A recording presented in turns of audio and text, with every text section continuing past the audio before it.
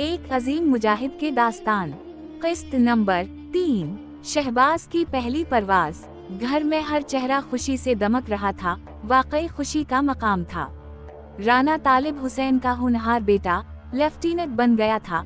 आज डाकिये ने जो छोटा सा खत पकड़ाया था, वो पूरे घर के लिए खुशी का परवाना साबित हुआ था। ताहिर नदीम घर आए तो फजाएं बदली हुई थीं। घर वाले इन्हें मुबारकबाद दे रहे थे, मगर उनके चेहरे पर खुशी की बजाय परेशानी और उदासी के आसार पैदा हो गए। ये भी उनके ईमान का इम्तिहान था कि जब इन्होंने जानिब मकतल जाने के लिए पुख्ता इरादा कर लिया, ऐन उसी वक्त एक पुरकशिश नौकरी का ऑर्डर आ गया। हर वालिदैन की ये दिली ख्वाहिश होती है कि उनके बच्चों को जिंदगी की हर खुशी और सहूलत मयस्सर आए। बड़ी औलाद पर वक्त से पहले ही उन जिम्मेदारियों का बोझ डाला जाता है कि छोटे बहन भाइयों के मुस्तकबिल का भी उसने ख्याल करना है। इस रात इन्हें काफी देर नींद नहीं आई। बहन भाइयों के चेहरे उनकी आंखों के सामने आ गए, जो इस दिन खुशी से खले हुए थे। काफी सोच विचार के बाद इन्होंने अपने अजीजों के लिए दुनिया की आर्जी और फानी खुशियों के बदले आखिरत की हकीकी और दायमी खुशियों का इंतखाब किया। इन्हें ये ख्याल भी परेशान करने लगा कि उनके जाने के बाद घर वालों, बिलखुसूस अम्मी जी पर क्या गुजरेगी। उनकी वालिदा साहिबा पढ़ी लिखी, हस्सास तबीयत की खातून थीं। अब्बू जी उन पर थे, इसलिए गुस्से के भी कुछ तेज थे। अम्मी जी कहती थीं, जब भी मसला होता था मैं अपने सारे दिक दर्द जाहिर को सुनाया करती थी। जब वो मोहब्बत से मुझे ये कहता था, अम्मी जी आप परेशान क्यों होती हैं, मैं हूँ ना, तो मैं सारे गम भूल जाती थी। वो कई बार अम्मी जी के सामने अपने ख्यालात का इजहार कर चुके थे और इस मौका पर माँ की आंखों से बहने वाले आंसू भी इन्हें याद आ रहे थे।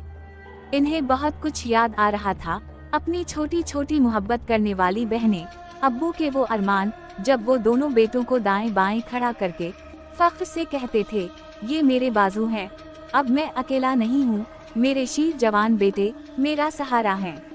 इसे अपनी मंगेतर का भी ख्याल आया। खानदान में आजादाना माहौल था। उसने वो हुस्न का पैकर कई मर्तबा देखी थी। मुझे इतनी अच्छी नौकरी मिल गई है, अब गाड़ी आएगी, बंगला भी होगा। लेफ्टिनेंट को वैसे भी कई सहूलतें मयस्सर होती हैं। वो परी जमाल लड़की मेरी जिंदगी की साथी बनेगी। जिंदगी कितनी हसीन लगेगी, दुनिया की हर खुशी मेरे कदमों में होगी। ख्यालात की रो में बहते हुए वो कहीं दूर जा पहुँचे। वहाँ हर तरफ आग और खून नजर आ रहा था। गोलियों से छलनी लाशों पर बैन करती माएं, वो दरीदा आंचल बहनें, जिनके आंसू उनके अरमानों का नोहा लिख रहे थे। वो तसव्वुर की आंख से इस बूढ़े बाप को देख रहे थे, जिसकी आंखों के सामने उसकी इज्जत नीलाम की जा रही थी। उसे एक झुरझरी सी आई, जैसे वो नींद से बेदार हुए। या अल्लाह, हम कितने बेहिस हो चुके हैं। इस्लाम लूट रहा है, हमारी बहनों के सर से दोपटे उतारे जा रहे हैं, उनकी अज़तें तार तार हो रही और हम मसलहतों में ही पड़े हुए हैं। हाँ, मैं कश्मीर जाऊंगा, वहाँ की मजलूम बहनों को मेरी ज्यादा जरूरत है। मेरी बहनें तो महफूज हैं, बाइज्जत तौर पर अपने घर में रह रही हैं, मुझे उनकी फिक्र नहीं करनी चाहिए। इन्होंने वो कागज का टुकड़ा उठाया, इसको बगौर देखते हुए सोचने लगे, क्या ये नौकरी मेरे रास्ते की रुकावट बन रही है? मैं ऐसा नहीं होने दूंगा।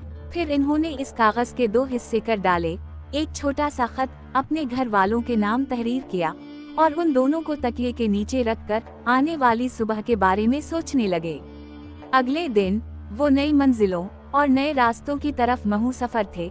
उनका रुख अफगानिस्तान में वाक़े मासकर खालिद बिन वलीद की जानिब था। उनके जाने के बाद घर में सफ मातम बिछ गई। वो क्या गए घर से, खुशियाँ एक एक करके रोट कर जाने लगे। दादी अम्मा भी अब चुप चुप रहने लगी थीं। ताहिर नदीम उनको हर वक्त छेड़ते रहते थे और दादी अम्मा की प्यारी डांट डपट से सब घर वाले महजूज होते, तो वो प्यार से इन्हें जजा और शीर कहा करती थीं। हर शाम दादी अम्मा हुक्म देती थीं, मेरे शीर के कमरे की बत्ती जलाओ, खबरदार इधर कभी अंधेरा ना रहे। कुछ अरसा बाद इन्होंने मासकर से खत भेजा। वो इब्तिदाई तरबियत हासिल कर चुके थे। इसके बाद मामो इब्राहिम इन्हें मासकर से वापस ले आए। वो वापसी के लिए कब तैयार थे। आखिर उनके उस्ताद ने इन्हें कुछ अरसा घर जाने की इजाजत दे दी। वो काफी बदल गए थे।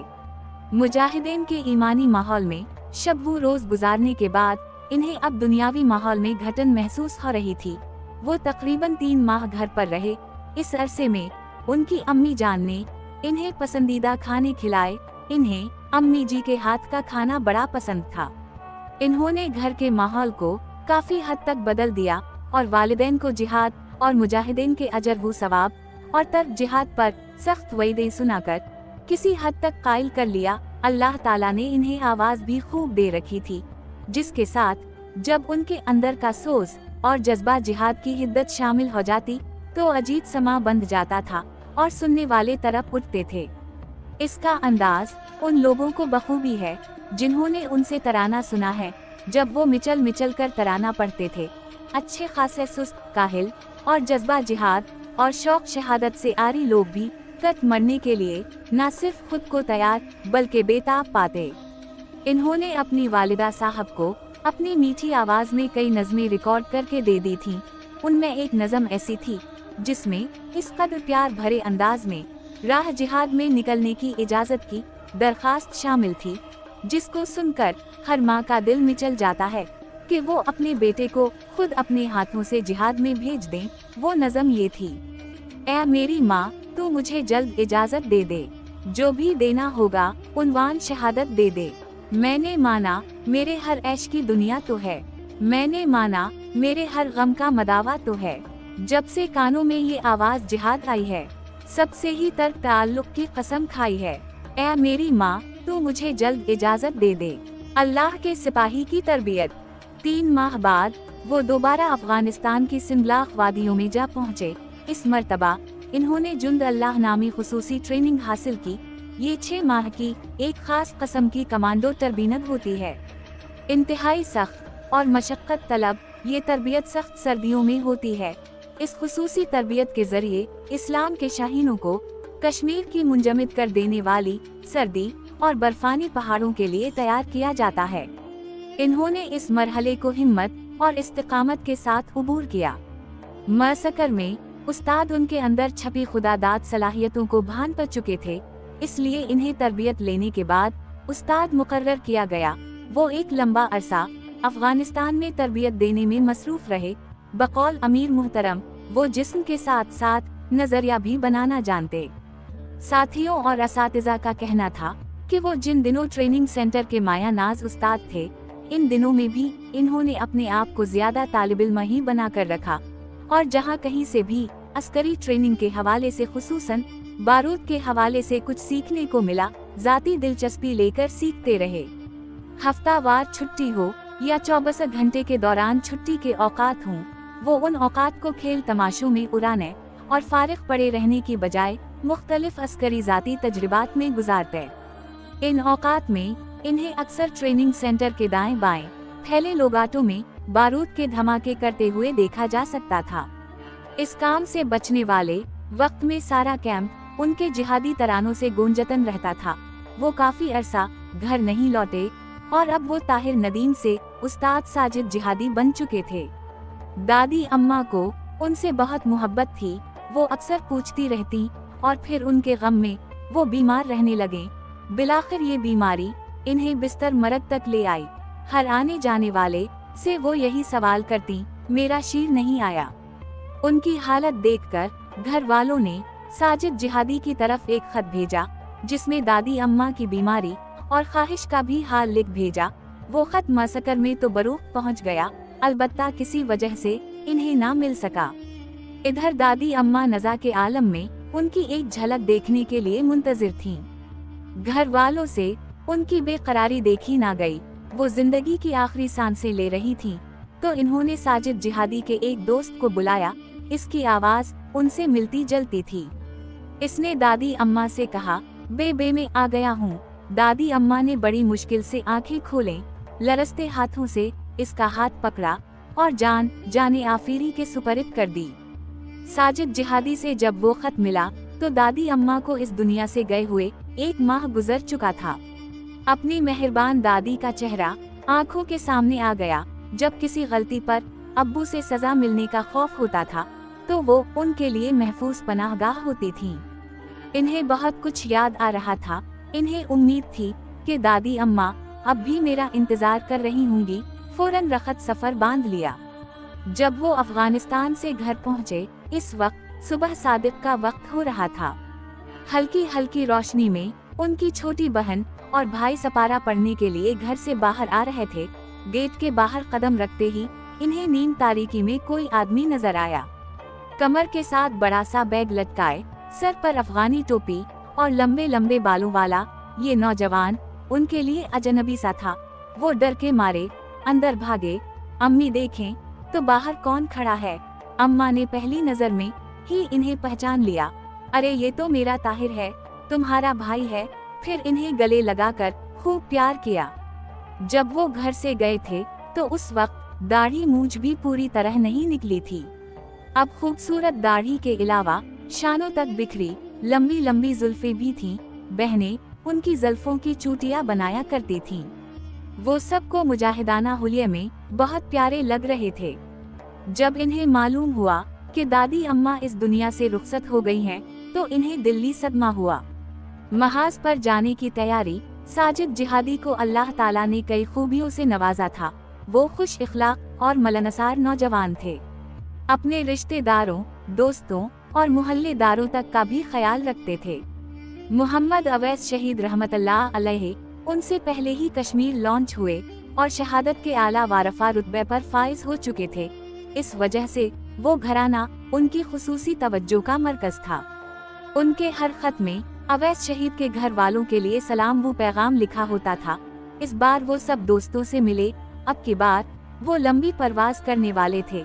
इन्होंने अस्करी तरबियत के हवाले से अपने आप को तसल्ली बख्श पाया, तो ट्रेनिंग सेंटर से जी भर गया और वादी कश्मीर के महाज पर तश्कील करवाई। इन्होंने अम्मी जी को आगाह कर दिया था कि वो इस मर्तबा वादी में जाने का इरादा रखते हैं। उस वक्त किसी के गुमान में भी ना था कि अब हम दुनिया में कभी एक दूसरे को ना देख सकेंगे। शायद इन्हें खुद भी मालूम ना था कि ये गलियां अब कभी मेरे कदमों की चाप नहीं सुनेगी। इन्होंने अम्मी जी से कहा, अम्मी जी, माँ एक ऐसी हस्ती है जिसकी दुआ फौरन कबूल हो जाती है। आप मेरे लिए साबित कदम रहने की और शहादत की दुआ करना। बेटा, मैं आपकी राह में रुकावट नहीं बनूंगी, लेकिन आपने अपनी मंगेतर के बारे में क्या सोचा है? अम्मी जान, वो मेरी तरफ से आज़ाद है। जब मैं पहली मर्तबा ट्रेनिंग करके आया था तो मुझे पैगाम भेजा था कि आप जिहाद छोड़ दें। मैं क्या सोचा है? अम्मी जान, मैंने उसी लम्हे इसका तस्वुर दिल से निकाल दिया था, क्योंकि जिहाद मेरा रास्ता और शहादत मेरी मंजिल है। जो लड़की जिहाद को कबूल ही ना करे, वो मेरी रफीका हयात किस तरह बन सकती है? और फिर मैंने कश्मीर जाने का अटल फैसला कर लिया है। मेरी वापसी नामुमकिन है। इसलिए आप मामू को मेरी तरफ से पैगाम दें कि वो अपनी बेटी के लिए अच्छा और बेहतर रिश्ता तलाश करने का हक रखते हैं। मेरे इंतजार में ना रहें। वो लम्हात अम्मी जी के लिए इंतहाई सबर आजमा थे, जब वो अपने सबसे चहीते होनहार लायक बेटे को जानिब मकतल रवाना कर रही थीं। इन्होंने अल्लाह की रजा और बेटे की खुशी के लिए सबर का ये कड़वा घूंट हंसकर पीना चाहा, लेकिन माँ आखिर माँ होती है। औलाद को कांटा भी चुभे तो तकलीफ माँ के दिल को होती है। इन्हें मालूम था कि उनका लाल जिस देश में जा रहा है, वहाँ दिन रात बारूद की बारिश बरसती रहती है। जब भी वो घर से बाहर जाते तो अम्मी भी इन्हें ये कहकर रुखसत करती, जा तुझे गर्म हुआ भी ना लगे। अब वो जहाँ जा रहे थे वहाँ हर तरफ आग ही आग थी। जिहादी खुद कहा करते थे कि जब मेरी मुझे रुखसत कर रही थी, मुझे गले से लगाकर उनके इस कदर आंसू है कि मेरा कंधा तर हो गया। फिर मैंने उनसे ये वादा किया, अम्मी जान, मुझे आपके उन बहते आंसुओं की कसम, मैं इतने काफिर मारूंगा जितने आपकी आंखों से आंसू गिरे हैं। जिन काफिरों ने हमारे मुसलमान भाइयों पर जुल्म ढाकर हमारी गैरत को ललकारा है, जिन्होंने हमारी बहनों की अस्मतों पर डाका डालकर हमारे लिए घरों में रहना मुश्किल बना दिया है, मैं उन बेदीन काफिरों से इंतकाम लूंगा। इस वक्त अम्मी जी के जहन में जिहादी की पढ़ी हुई नज़म के ये शेर गूंज रहे थे, जो जज्बात में और ज्यादा तलातिम मचा रहे थे। अपनी बाहों में मेरी बाही ना डाल ए मादर, गोशा दिल से मोहब्बत को निकाल, ए मादर, हाँ बुला भी दे मेरा दिल से ख्याल। ए मादर, कहीं ऐसा ना हो जज्बात में फर्क आ जाए, मेरे पुरजोश ख्यालात में फर्क आ जाए। ए मेरी माँ, तू मुझे जल्द इजाजत दे दे। इन्होंने घर से बाहर कदम रखा तो छोटी बहन शाजिया गली में खेल रही थी। भाई आप कहाँ जा रहे हैं? इसके मासूम सवाल के जवाब में इन्होंने कहा मैं कश्मीर जा रहा हूँ। उसे क्या मालूम था कश्मीर किसी बस्ती का नाम है। वो बोली वहाँ से मेरे लिए गुड़िया लाता। इन्होंने मोहब्बत से इसके सर पर हाथ रखकर उसे प्यार से कहा, बहनों के लिए दोपट्टे लाया करते हैं, मैं कश्मीर से आपके लिए चादर लाऊंगा। फिर वो अपनी मंजिल की तरफ रवाना हुए। वो बहुत ही जज्बाती मंजर था। घर वाले गेट पर खड़े आशकबार आंखों से इन्हें जाता देख रहे थे। अम्मी जी कहा करती थीं कि ताहिर ने गली के आखिर में एक बार मुड़कर देखा और इस दिन के बाद मुजाहिद कॉलोनी की गलियों ने कभी इस मुजाहिद के कदमों की आहट नहीं सुनी। अपने लहू से रोशन कर देंगे गलियां इस वीराने की, अगरचे तंग बहुत है राहें शहर वफा को जाने की।